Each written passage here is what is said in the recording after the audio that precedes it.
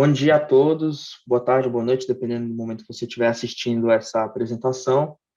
Eu me chamo Arthur e eu, juntamente com o Rafael, vamos fazer uma parte 2 da oficina que teve na semana passada, na semana retrasada aqui no Lanfo, que foi sobre regressão linear e algumas especificações clássicas, né, como, por exemplo, o modelo de MQO, né? Nós vamos fazer comentar sobre algumas extensões e por que essas extensões foram propostas, né? Então, vamos começar. O primeiro tópico que a gente queria falar era sobre regularização. Eu vou propor aqui dois exemplos, né? Então, vamos primeiro supor que a gente está lidando com um dataset que possui p variáveis e n observações, de modo que o número de variáveis seja maior que o número de observações, p maior que n. A pergunta é, seria possível modelar essa relação utilizando o modelo de mínimos quadrados ordinários? Essa é a nossa primeira pergunta. E um exemplo 2. Suponha que a gente tem um dataset com p variáveis e n observações, de modo que n seja um pouco maior que p. Então, por exemplo, um exemplo seria um dataset com 50 observações e 45 variáveis, por exemplo. Seria desejável a gente modelar essa relação utilizando o modelo de mínimos quadrados ordinários? E as respostas são pontos fracos do modelo de mínimos quadrados ordinários que foi apresentado na oficina passada. Muitas vezes, nesses exemplos, não seria desejável ou existiriam outras opções para a gente fazer essa modelagem da relação presente nesses datasets. Por exemplo, no exemplo 1, não seria possível utilizar o método, porque não existe apenas o hiperplano que minimiza os erros quadráticos. Ou seja, você não tem como imaginando uma relação bidimensional, né?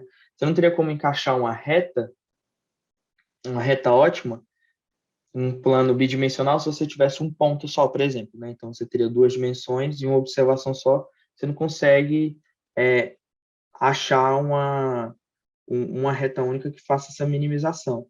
E no exemplo 2, pode não ser desejável a gente utilizar esse método, porque a gente correria o risco de overfitar o nosso modelo. Devido a essa relação muito próxima entre o número de variáveis e o número de observações. Então, tendo isso em vista, algumas abordagens foram propostas e é sobre essas abordagens que a gente vai falar aqui hoje. Abordagens que utilizam esse conceito da regularização. A primeira é a regressão Ridge, e ela é formulada, ela é, de certa forma, uma adaptação do modelo de mínimos quadrados, né? Porque no modelo de mínimos quadrados, os coeficientes eles são determinados a partir da minimização dos erros quadráticos. Então, a regressão Ridge, ela vai ter essa minimização dos erros quadráticos, né? Aqui o RSS, né? Residual Sum of Squares, mais uma penalidade. Você vai atribuir essa pequena penalidade, que nós podemos enxergar como a introdução de um pequeno viés no nosso modelo para redução da variância. Aí vocês podem perguntar, pô, Arthur, qual é o sentido de introduzir viés no modelo, de introduzir esse pequeno viés no modelo? Não me parece claro porque que isso teria algum bom desempenho, o que isso iria ajudar. A introdução desse pequeno viés, ele tem por objetivo reduzir a variância. E isso vai beneficiar o modelo, porque à medida que a gente introduz esse pequeno viés, essa redução da variância melhora o aspecto preditivo do modelo, né, que é a relação apresentada pelo dilema viés-variância. Ou seja,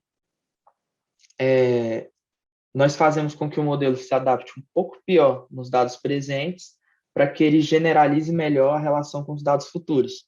Então, por exemplo, se eu estou observando uma relação que tenha poucas variáveis, e que o modelo ele vai estar bem adaptado nessas variáveis, a introdução, caso eu não introduza esse viés, pode ser que o meu modelo ele não generalize muito bem à medida que os novos dados cheguem. Mas se eu introduzo esse pequeno viés, à medida que os novos que entram novos dados vão sendo considerados, você pode ter ganhos de generalização para dados futuros, ou seja, você tem ganhos preditivos, né? Tá, e como isso funciona na prática, né? Nós já vimos na oficina passada como se dá a relação dos erros quadráticos, da minimização dos erros quadráticos, que seria basicamente esse primeiro termo da soma do lado esquerdo da igualdade, né?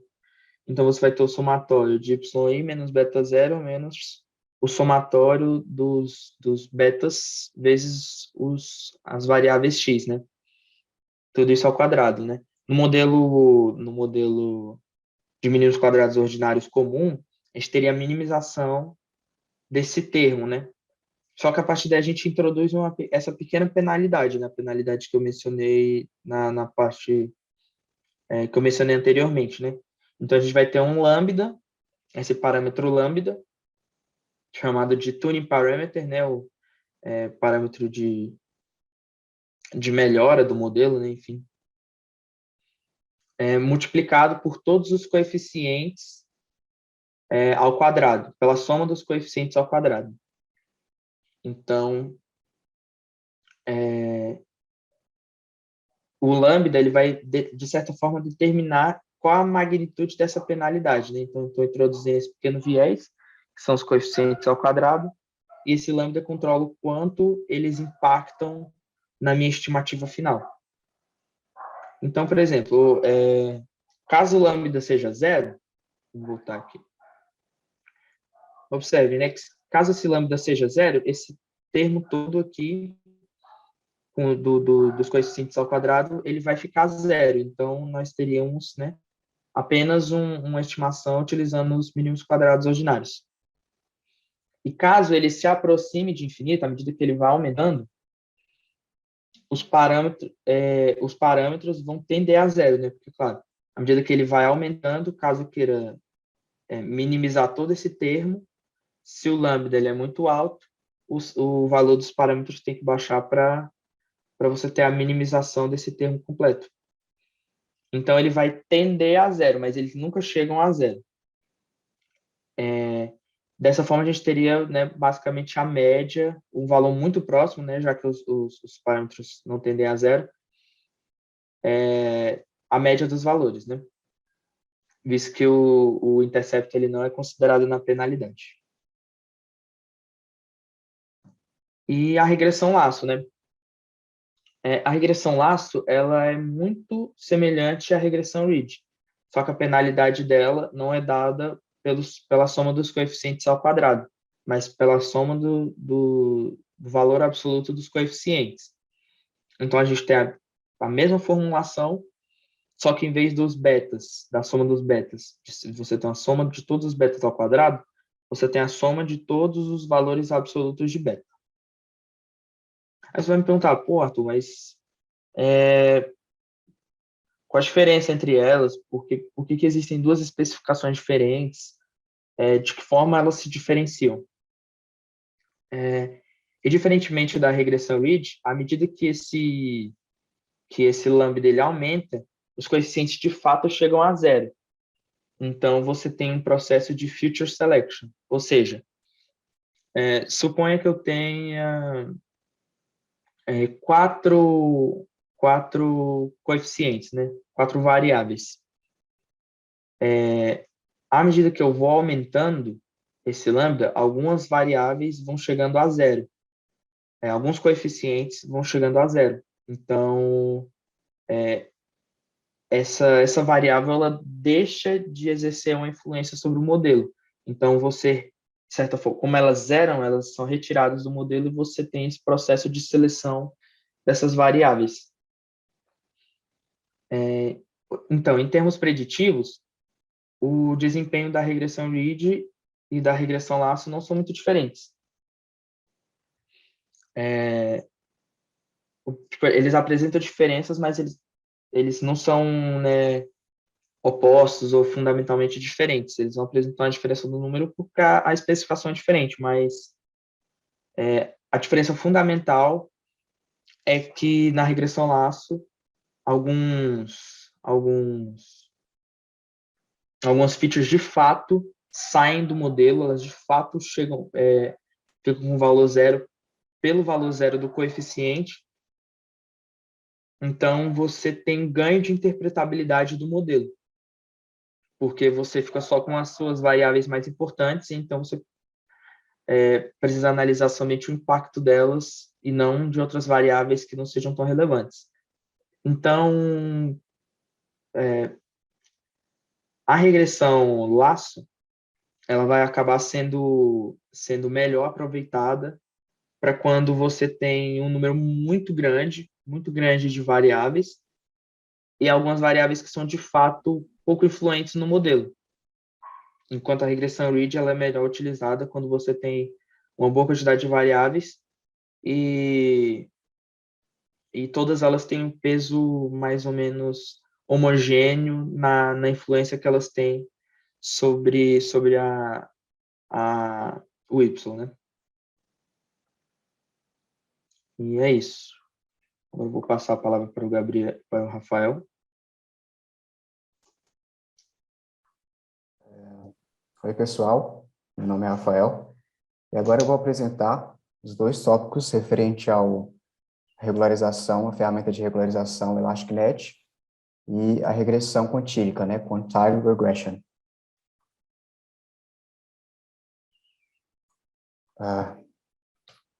Tô conseguindo mudar? Mudei. Tá, certo. Certo, então. Bem, apesar do que o Arthur falou sobre os fatos interessantes da gente utilizar essas ferramentas, tanto do Reed quanto do Lasso, elas apresentam algumas limitações. E a primeira limitação da ferramenta em relação ao Reed é que ela tem uma capacidade limitada, no sentido de ela só consegue reduzir o tamanho dos parâmetros do modelo. Porém, ela não consegue produzir modelos parcimoniosos. Como assim? Como o Arthur falou, ela reduz o tamanho do coeficiente, mas o Ridge Regression ele não consegue tirar o coeficiente de um modelo. Então, em casos de modelos que possuem diversas variáveis, diversos coeficientes, e possivelmente algum deles possui um ruído que é inútil, ou um ruído que não é útil para o objetivo da pesquisa, o Ridge não é capaz de retirar esse modelo, ele simplesmente é capaz de reduzir o valor desse modelo, a magnitude desse coeficiente. Então, essa seria a limitação, ele não consegue produzir modelos parcimoniosos, ou seja, modelos que são mais simples, né? Modelos que excluem essas variáveis que trazem mais complexidade desnecessária. Bem, sobre as limitações do laço, uma limitação bem interessante é que o laço ele tende a retirar aleatoriamente uma variável dentro do grupo de outras variáveis altamente colineares. Esse fator, essa aleatoriedade do laço pode atrapalhar em alguns estudos e algumas pesquisas que tendem a relevar muita importância, né, tendem a ter uma importância estatística muito grande em variáveis, em grupos de variáveis que possuem colinearidade entre si. Então, somente utilizar o laço pode afetar essa questão, pode afetar que o modelo ele seja mais acurado no objetivo da pesquisa específico. Outro ponto também, que é a qualidade do laço, mas também, de certa forma, é um defeito, é que o laço ele acaba aqui limitando o número de parâmetros não nulos quando a gente considera o modelo onde há um número de variáveis, um número de parâmetros maior do que o número de unidades amostrais. E isso pode ser, de certa forma, um fator limitante, justamente para também pesquisas ou datasets que realmente precisam de uma quantidade muito grande de parâmetros, e essa quantidade grande de parâmetros tem uma relevância muito importante para a acurácia do resultado que se espera obter. Opa. Ok. Então, para tentar corrigir essas limitações do laço do Ridge, foi desenvolvido essa regularização, esse modelo de regressão ElasticNet, que ele é justamente e simplesmente uma ferramenta que ele vai utilizar tanto as penalidades do Ridge quanto as penalidades do Lasso Regression em conjunto. Vai ser uma combinação dessas duas ferramentas. E o modelo específico, essa regressão, a ElasticNet, é simplesmente a repetição, né, o que o Arthur falou para vocês, nos mínimos, o somatório dos quadrados dos resíduos, e a gente só vai adicionar as duas penalizações referentes aos dois modelos, tanto do laço quanto do Ridge. Então, a gente vai ter no lambda 2 ali o somatório referente à regularização do Ridge, e o lambda 1 vai ser o somatório referente à regularização do laço. Bem, sobre esses dois lambdas, há um processo muito importante para a gente definir os valores desses lambdas, que ele é chamado de processo de cross-validation. É um processo bem interessante, se vocês gostariam de pesquisar assim, mas eu não vou me ater muito a esse processo, porque vai despender um pouco de tempo, mas basicamente é por meio deste processo que são feitos vários testes, a partir de vários valores do lambda 1 e do lambda 2, e dentre esses vários testes são gerados resultados de acurácia do modelo. Então, são a partir desses vários testes que são gerados, principalmente os valores que geram maior eficiência do modelo, os valores de lambda 2 e lambda 1. Então, a gente tem basicamente três situações de valores do lambda 1 e do lambda 2. Na primeira situação, a gente vai encontrar o lambda 2 igual a zero e o lambda 1 maior que zero. Nesse caso, vai ser aplicado o Lasso Regression, como foi apresentado na equação do modelo, porque simplesmente quem está ligado a lambda 1 seria a regularização do laço. Como o lambda 0, o lambda 2 é igual a zero, não há essa possibilidade. Então, o vídeo acaba sendo anulado e só permanece o laço. No segundo caso, nós temos o lambda 2 maior que zero e o lambda 1 igual a zero. Nesse caso, se aplica o contrário. O que vai permanecer vai ser o Ridge, e o que vai ser anulado vai ser o laço. E, por fim, talvez a situação mais interessante dessa regularização do ElasticNet é o lambda 2 maior que zero e o lambda 1 maior que zero também. Nesse caso, será aplicada uma regularização, uma forma híbrida dessa regularização, onde serão utilizadas duas ferramentas, os dois ferramentais, tanto do Ridge quanto do laço. E aí que está o ponto-chave, né? Que é a questão da flexibilidade desse modelo. E essa é a vantagem, uma das vantagens principais desse modelo de ElasticNet Regression, porque ele combina as melhores qualidades, tanto do laço e tanto do Ridge. Então, em especial, a situação da forma híbrida do ElasticNet, ele permite a gente aplicar em situações na quais há correlação de parâmetros e quando o número de variáveis é maior que o número de unidades amostrais. Justamente são os casos que eu explicitei agora há pouco, onde há limitações tanto do Ridge, tanto do laço. O ElasticNet, esse modelo ElasticNet, ele trabalha conjuntamente as melhores qualidades tanto do laço e tanto do Ridge para fazer com que as variáveis que são colineares, que são necessárias para o modelo, elas se agrupem, percam um pouco de valor, mas não sejam retiradas, porque elas têm uma importância estatística significante. E aquelas variáveis que têm um ruído desnecessário, são variáveis que adicionam desnecessariamente complexidade ao modelo, elas vão ser retiradas pelo próprio efeito, pela própria ferramenta do laço.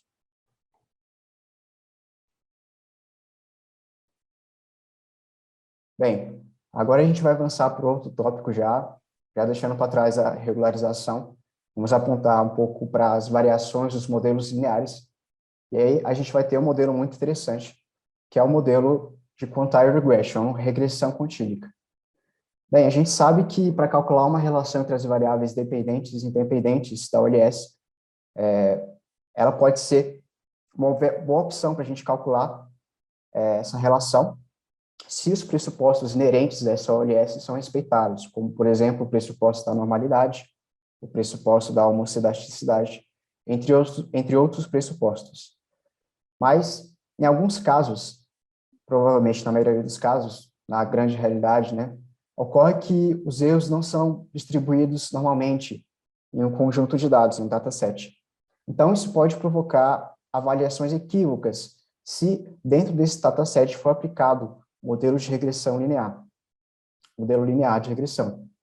Visto que a análise dos parâmetros da OLS, ele se centra principalmente em torno da média. Então, pode haver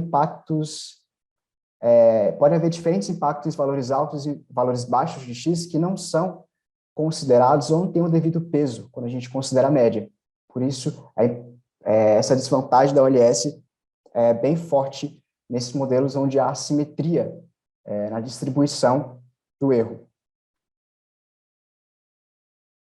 Bem, para deixar um pouco mais claro como funciona, né, essa assimetria, apresentando para vocês alguns gráficos da distribuição normal, né, a distribuição normal é justamente assimétrica, que está acontecendo aqui no quadro do meio, e a gente pode ver que nos dois cantos são distribuições que são assimétricas. Bem, um exemplo, né, um banco de dados muito conhecido no Brasil, que tem vários estudos sobre ele, que apresentam resultados de ruídos que são assimétricos, são justamente os estudos sobre as desigualdades de renda do Brasil, porque geralmente a gente vai encontrar valores muito discrepantes, e principalmente no Brasil, valores extremos, representando a parcela da renda mais baixa, e valores extremos representando a parcela da renda mais alta. Então, essa análise da variável dependente com base nessa distribuição assimétrica tende a ser distorcida em certas faixas de renda, em especial nas mais altas e nas mais baixas. Então, a tendência de colocar um efeito médio, de estimar um efeito médio, tende a não se refletir, tende a não ser acurado, principalmente nos extremos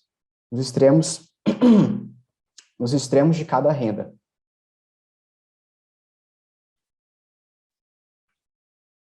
Então, como a gente pode resolver esse problema? É aí que aparece justamente a regressão quantílica, porque a ferramenta que ela dispõe vai possibilitar a análise do Y sobre vários quantis e vai apontar qual é a variação do output nesses diferentes quantis.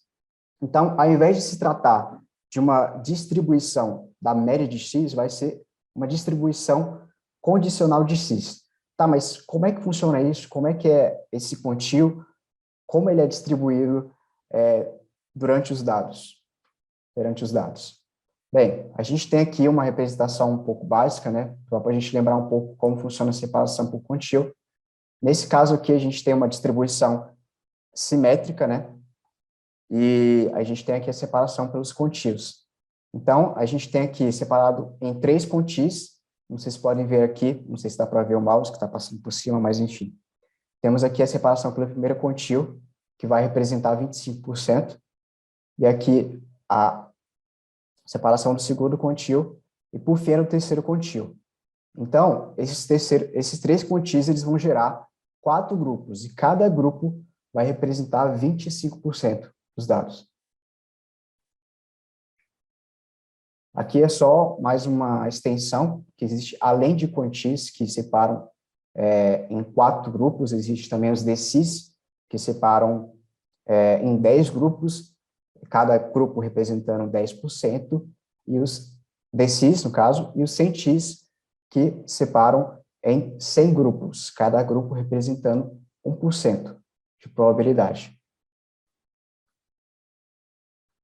Bem, para a gente estimar essa variável, esse estimador referente à regressão quantílica, a gente vai considerar R, uma variável aleatória contínua, e que possui distribuição acumulada, função de distribuição acumulada, e θ, que é um valor que vai corresponder entre 0 e 1.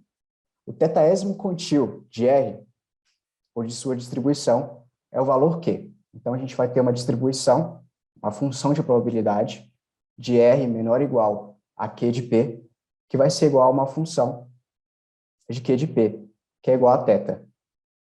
Tá, mas como é que funciona essa distribuição dos dados nessa função? Então, para tentar clarear um pouco, baseei em um vídeo do Samuel Gomes, se não me engano, ele faz uma análise introdutória bem intuitiva sobre como é o objetivo, qual é o objetivo dessa regressão contínuca, como ela trabalha nos dados, como é o cantil, etc. E bem, ele utilizou como base para esse vídeo os dados da PNAD de 2005 no estado de São Paulo, e nesses dados vão ser apresentados percentis das rendas domiciliares de todas as unidades, o rendimento mensal. E vai ser retirado esses elementos que estão entre parênteses. E agora a gente vai considerar o R, então, essa variável R igual ao rendimento. Bem, como vocês podem ver nessa tabela aqui embaixo, bem na percentil de 25%, ele está ligado justamente ao rendimento de R$700 mensais. O que isso significa, essa ligação? É que 25% da população, 25% no caso da amostra, possui uma renda igual ou menor a R$700. Vamos pegar aqui um outro caso, de 75%. Então, 75% da amostra possui uma renda mensal maior ou igual, menor ou igual a R$2.200. E como vocês podem ver, com o aumento do quantio, vai aumentando a renda, porque se trata de uma função de distribuição acumulada. Bem, aqui é um caso, foi o que eu acabei de explicar, né? A gente tinha o resultado dessa equação, dessa estimação, a gente pegando o quantio de 75%, vai ser igual a 2.200, que é o valor de R, 2.200, que significa a proporção da população com rendimento menor do que R, que é menos 2.200, é igual a 75%. Bem, aqui a gente vai ter o cálculo do estimador, né, de fato dessa regressão. Bem, o θésimo estimador de beta zero, chapéu, vai minimizar essa função abaixo.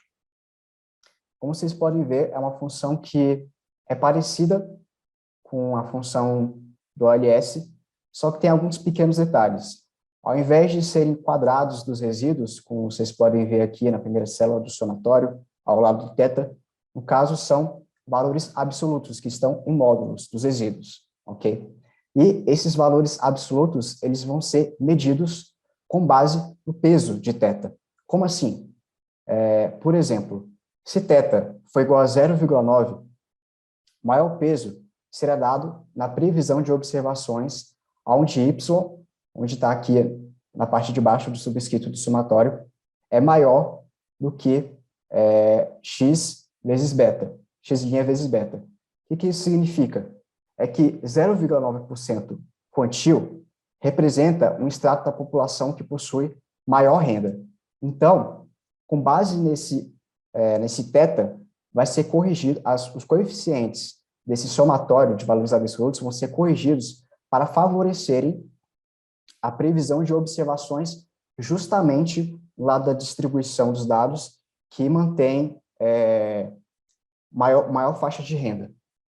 A mesma coisa aconteceria, caso o oposto aconteceria se fosse um θ menor, 0,1. Ao invés de dar maior peso na previsão de observações com y maior ou igual a x' vezes beta, ele vai dar maior peso na questão do y menor ou igual a x' vezes beta, porque isso representa a faixa de renda da população de menor, no caso, faixa de renda da população mais pobre. Então, de acordo com o quantio que eu vou selecionando, eu vou priorizando, dando mais importância para determinadas faixas, sem deixar de dar o peso devido a elas. Uma observação é que não é possível aplicar uma diferenciação nessa equação, justamente porque ela não é diferenciável, obviamente. Então, a via tradicional de otimização que utiliza na OLS, não é possível, sendo somente possível a programação linear. Bem, aqui a gente vai ter um caso que basicamente é o cerne, realmente, é o que diferencia a regressão contínuca, talvez seja o motivo da regressão contínuca foi desenvolvida, né? Então, a gente vai ter aqui, nesse caso, uma tabela, né, uma regressão contínuca com os quantis 0,10, 0,50, que representa a mediana, e 0,90. 0,10, então, vai representar a parcela da população com a menor faixa de renda, e 0,90 vai representar a parcela da população com maior faixa de renda. Bem, aqui a gente vai ter uma equação de regressão, e nessa equação a gente vai ter o beta 0 mais o beta 1, vezes estudo, que significa os anos de estudos, mais beta 2, a variável sexo, que significa uma variável binária, que tem dois valores, masculino e não masculino, e beta 3, vezes a variável cor, que é também uma variável binária, que representa branco ou não branco. Então, a gente pode ver aqui na primeira coluna, embaixo aqui do intercepto, que já há uma diferença entre os coeficientes. Aqui, eu esqueci de falar, aqui são os coeficientes relacionados a cada quantil. Então, aqui são os coeficientes do quantil relacionados à menor faixa de renda da população. O do meio é o quantil relacionado à faixa de renda da mediana. E, por último, aqui, a última coluna é o quantil relacionado à faixa de renda da população com maior faixa de renda. Então, a gente já pode perceber uma diferença. Se a gente manter esses ceteris paribus e deixar todos os outros fatores igualados igual a zero, a gente já pode perceber que há uma diferença inicial muito interessante entre as rendas no intercepto da população do Q10, do Q50 e o do Q90. E agora, se a gente considerar os estudos, os anos de estudo, fica mais interessante ainda. A cada um ano de estudo a mais que é adicionado na pessoa da faixa de renda equivalente ao quantil 10, é adicionado na sua renda mensal equivalente a R$ 33,83. Se a gente perceber aqui, no caso da população da faixa de renda mediana, há já um aumento substancial na faixa de renda, no rendimento mensal, que aumenta para R$ 92,31.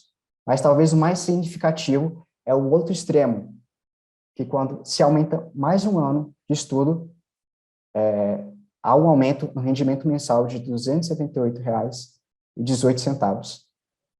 Outros dados importantes também que a gente pode perceber realmente essa discrepância entre os dois extremos da distribuição em relação ao sexo.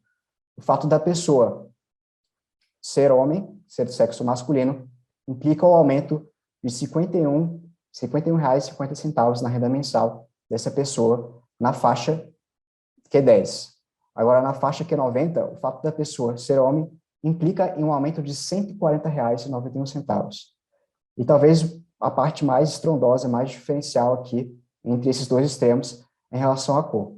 Então, uma pessoa, pela questão dela ser branca, isso implica o aumento do rendimento mensal de R$ 105, enquanto uma pessoa da faixa de renda mais alta, do extremo mais alto, o fato dela ser branca implica o aumento de R$ 1.177,28. Então, isso realmente eu queria mostrar para vocês, de forma intuitiva, como funciona mais ou menos o CERN e a diferenciação entre essa estimação média que a gente considera na ULS e a estimação ponderada, de certa forma, pelos pesos dos quantis que a gente considera na regressão quantílica. Bem, a gente vai, em relação à aplicação, eu e Arthur, no caso, vamos fazer um vídeo separado explicando mais detalhadamente como a gente pode calcular alguns parâmetros, algumas estatísticas que vão comprovar o que a gente mostrou para vocês. E, bem, acredito que seja isso. Minha parte já terminou. Eu agradeço pela participação de todos e até a próxima.